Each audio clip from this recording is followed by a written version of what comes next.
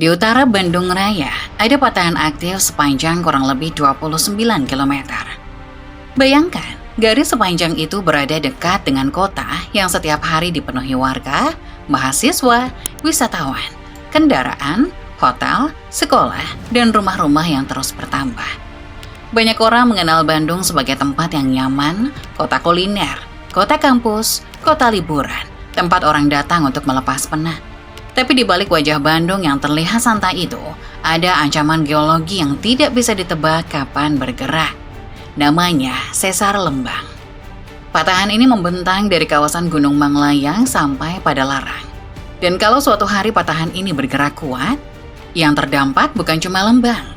Bandung Raya yang ramai setiap hari juga bisa ikut merasakan guncangannya.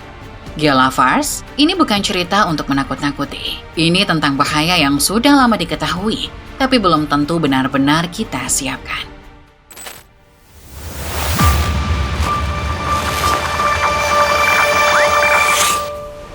Sesar Lembang bukan isu baru.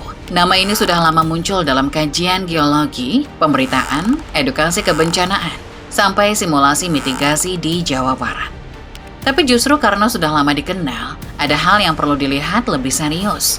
Apakah Bandung Raya benar-benar siap menghadapi ancaman yang sudah berkali-kali diperingatkan? Atau jangan-jangan, karena terlalu sering mendengar namanya, banyak orang malah mulai menganggapnya biasa.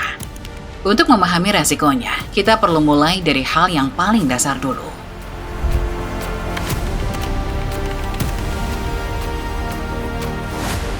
Sesar Lembang bukan nama yang muncul untuk menakut-nakuti Bandung. Patahan ini benar-benar tercatat dalam kajian geologi dan jalurnya membentang panjang di sisi utara cekungan Bandung. Panjangnya sekitar 29 km dari kawasan Gunung Manglayang di timur sampai pada Larang di barat. Kalau dibayangkan, jaraknya hampir seperti perjalanan dari Bandung ke Lembang, lalu kembali lagi. Bedanya ini bukan jalur wisata, ini garis patahan aktif yang memanjang di belakang kawasan yang selama ini dikenal sejuk, indah, dan ramai dikunjungi orang. Sesar adalah bagian kerak bumi yang patah dan bisa bergeser. Gerakannya tidak selalu terasa, kadang sangat kecil, kadang hanya terbaca oleh alat pemantau. Tapi status aktif membuat Sesar Lembang tidak bisa dianggap sebagai patahan tua yang sudah mati. Di patahan seperti ini, energi bisa terkumpul dalam waktu panjang, lalu dilepas tiba-tiba sebagai gempa. Jejaknya juga terlihat pada bentuk alam di utara Bandung.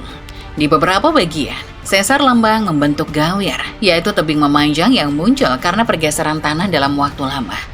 Bagi orang yang melintas, bentuknya mungkin terlihat seperti perbukitan biasa. Tapi bagi peneliti geologi, pola memanjang itu menjadi tanda bahwa kawasan ini pernah bergerak dan masih perlu dipantau. Para peneliti juga membaca Sesar Lembang dalam beberapa bagian. Ada segmen yang reliefnya terlihat lebih tegas, ada juga bagian yang lebih halus tetapi tetap menunjukkan pola patahan. Artinya, Sesar Lembang tidak bisa dibayangkan sebagai satu garis lurus biasa. Di lapangan, bentuknya mengikuti kontur tanah, bukit, lembah, dan perubahan tinggi wilayah ini di utara Bandung. Catatan modern menunjukkan jalur ini tidak sepenuhnya diam. Pada 28 Agustus 2011, gempa dangkal bermagnitudo sekitar 3,3 terjadi di sekitar Cisarua, Kabupaten Bandung Barat. Angkanya memang kecil jika dibandingkan dengan gempa besar, tapi dampaknya terasa nyata. Ratusan rumah warga di Kampung Murel, Jambu Dipa dilaporkan rusak. Beberapa tahun setelah itu, gempa kecil kembali tercatat di sekitar jalur Sesar Lembang, termasuk pada Mei 2017. Jejak yang lebih tua membawa cerita ini jauh ke masa sebelum Bandung berkembang sebesar sekarang. Dari penelitian lapisan tanah, para ahli menemukan tanda bahwa Sesar Lembang pernah memicu gempa besar pada masa lalu. Jadi status aktifnya tidak hanya dibaca dari alat pemantau modern, tetapi juga dari bekas gerakan lama yang tertinggal di tanah. Setelah jalurnya dipahami, barulah ancamannya terasa lebih dekat. Sebab di sekitar patahan itu, kehidupan manusia terus tumbuh. Dan Bandung Raya hari ini bukan lagi kawasan kecil yang mudah dikendalikan.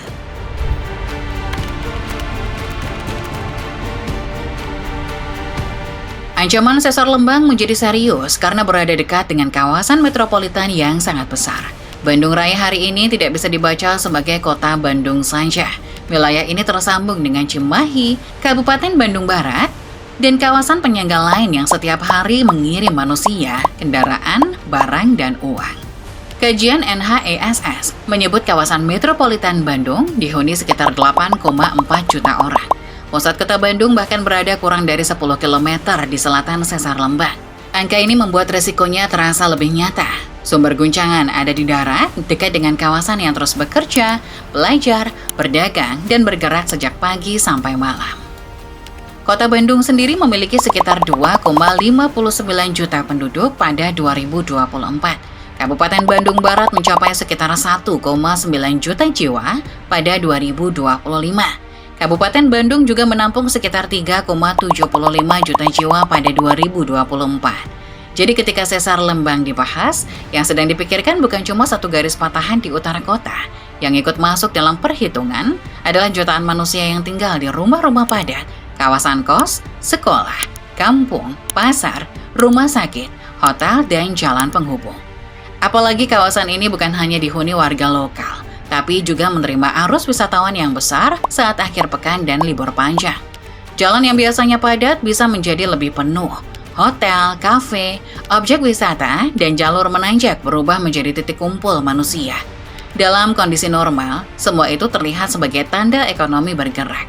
Saat bencana datang, keramaian seperti ini bisa membuat evakuasi akses ambulan dan bantuan darurat menjadi jauh lebih sulit. Karena itu, Sesar Lembang tidak bisa dipahami sebagai urusan Lembang saja. Yang dipertaruhkan adalah Bandung Raya sebagai kawasan metropolitan. Setelah melihat besaran paparan manusia di sekitar kawasan ini, kira-kira seberapa keras guncangan yang mungkin terjadi jika patahan ini benar-benar bergerak kuat? Ancaman Sesar Lembang terasa berbeda karena sumber guncangannya bukan berada jauh di laut, melainkan di daratan yang dekat dengan kehidupan warga Bandung Raya. Kalau gempa dari laut memberi jarak yang lebih jauh dari pusat kota, Sesar Lembang punya karakter yang lebih mengkhawatirkan, yakni guncangan bisa datang dari dekat.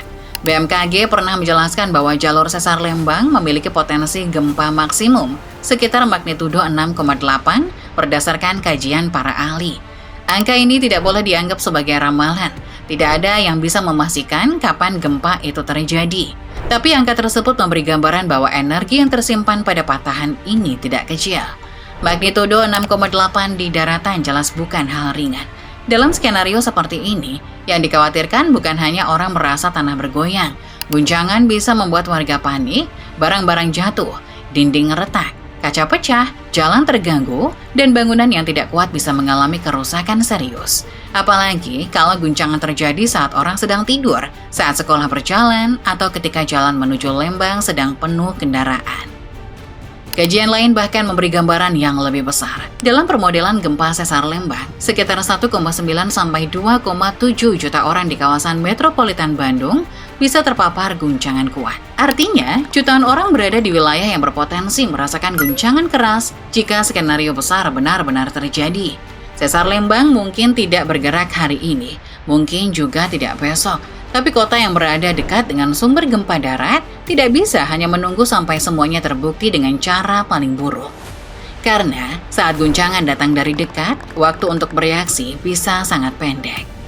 Dan setelah kita memahami seberapa keras guncangan yang mungkin terjadi, ada satu hal lain yang membuat Bandung Raya perlu lebih waspada. Dampak gempa tidak hanya ditentukan oleh magnitudo. Tanah tempat kota ini berdiri juga bisa membuat guncangan terasa berbeda dari satu wilayah ke wilayah lain. Ada satu hal yang sering luput ketika orang membahas gempa, bahwa dampaknya tidak hanya ditentukan oleh seberapa besar magnitudonya. Dua wilayah bisa sama-sama merasakan gempa, tapi tingkat kerusakannya berbeda. Salah satu penyebabnya adalah kondisi tanah. Bandung berdiri di dalam cekukan Bandung. Dari namanya saja sudah terlihat, ini bukan wilayah datar biasa, melainkan kawasan yang dikelilingi pegunungan dan menyimpan lapisan endapan yang terbentuk dalam sejarah geologi panjang. Di beberapa tempat, tanah seperti ini bisa membuat getaran terasa lebih kuat dibanding kawasan yang berdiri di atas batuan keras. Mudahnya begini, kalau guncangan masuk ke wilayah dengan tanah keras, getarannya bisa merambat dengan cara berbeda. Tapi ketika melewati tanah yang lebih lunak dan tebal, getaran bisa terasa lebih besar, lebih lama, dan lebih merusak bangunan di atasnya. Ini yang membuat jarak dari patahan tidak selalu menjadi satu-satunya ukuran bahaya. Karena itu, wilayah yang tidak persis berada di dekat garis sesar lembang tetap tidak boleh merasa sepenuhnya aman. Sebagian kawasan Bandung Raya berada di atas endapan cekungan. Jika guncangan kuat datang, kondisi tanah ini bisa ikut menentukan seberapa parah dampaknya di tiap titik. Apalagi, Bandung Raya terus tumbuh, rumah bertambah, kawasan komersial melebar, jalan diperbaiki, hotel dan tempat wisata mengikuti arus pengunjung. Pembangunan seperti ini memang bagian dari kebutuhan hidup, tapi kalau tidak membaca kondisi tanah dan resiko gempanya, pembangunan bisa berubah menjadi beban saat bencana datang. Disinilah kesiapan Bandung Raya harus lebih serius. Bukan hanya bertanya, seberapa besar gempanya, tapi juga tanahnya seperti apa, bangunannya sekuat apa, dan jalur bantuan bisa bergerak secepat apa.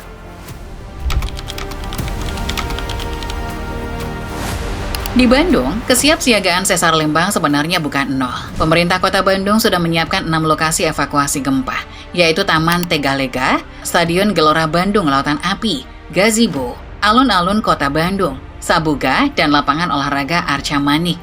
Titik-titik ini tercantum dalam rencana kesiapsiagaan sesuai Perda Kota Bandung Nomor 5 Tahun 2022. Pemkot Bandung juga menyebut pemetaan wilayah rawan gempa dilakukan bersama akademisi ITB. Pemetaan seperti ini penting karena setiap wilayah punya tingkat resiko yang berbeda. Ada kawasan yang lebih dekat ke sumber guncangan, ada yang berada di tanah lebih lunak, dan ada yang menjadi pusat aktivitas warga. Dari peta seperti inilah, pemerintah bisa menentukan prioritas edukasi, pembangunan, dan jalur penyelamatan. Di lapangan, simulasi juga mulai dilakukan. BPBD Kota Bandung pernah menggelar simulasi dampak sesar lembang di mal, karena tempat seperti ini bisa menampung banyak orang dalam satu waktu. Polanya tidak hanya untuk karyawan, tapi juga diarahkan agar pengunjung mendapat petunjuk keselamatan lewat video edukasi. Ini penting karena saat gempa terjadi di tempat ramai, kepanikan bisa menjadi bahaya kedua setelah guncangan itu sendiri. BPBD Jawa Barat juga masuk ke sekolah-sekolah. Di beberapa kegiatan edukasi, siswa diajarkan cara tetap tenang saat gempa, melindungi kepala dan tubuh, lalu bergerak menuju titik kumpul yang aman setelah guncangan berhenti. Pada 2025, BPBD Jabar melakukan sosialisasi dan simulasi mitigasi sesar lembang di SMA Pasundan 2 Bandung. Juga edukasi gempa di SMP Waringin dan SMA Trinitas Bandung. Jadi, mitigasi sesar lembang bukan hanya wacana. Pemerintah daerah, BPBD, sekolah, akademisi, dan pengelola tempat umum sudah mulai bergerak. Tapi di kota sebesar Bandung Raya, gerakan seperti ini belum boleh dianggap cukup. 6 titik evakuasi jelas penting, tetapi Bandung punya jutaan warga. Banyak sekolah, rumah sakit, hotel, pusat belanja, pemukiman padat, dan jalur wisata yang setiap akhir pekan bisa penuh kendaraan. Disinilah tantangannya, mitigasi tidak boleh berhenti pada seremoni simulasi. Warga harus tahu titik evakuasi terdekat. Sekolah harus mengulang latihan, bukan hanya sekali. Hotel, mall, kampus, rumah sakit, dan kantor harus memastikan jalur keluar benar-benar bisa dipakai, bukan sekedar ada di papan petunjuk. Pemerintah juga perlu membuat informasi resiko lebih mudah ditemukan warga, karena banyak orang baru mencari tahu saat isu sesar lembang kembali ramai. Bandung tidak perlu hidup dalam ketakutan, tapi kota yang berada dekat dengan patahan aktif tidak cukup hanya punya rencana. Kesiapan harus terasa sampai ke jalan kecil, sekolah, kos-kosan, tempat kerja, dan rumah warga.